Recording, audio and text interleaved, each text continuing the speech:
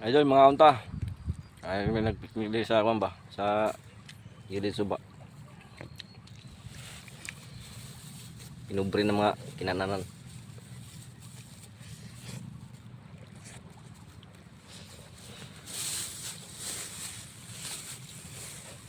Ano na? Baboy? Ano? Ano? Gapon? Mga unta dito.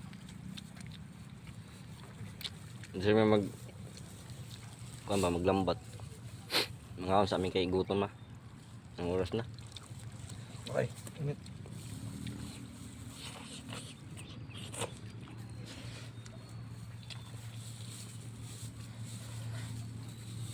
Kaon nga ng karabaw nga. Tambay lang.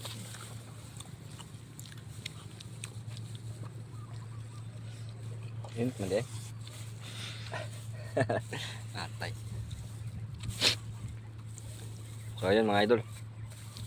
Mamaya pag nakatapos kami kumain, magkakagis na kami. Dito lang muna. Thank you.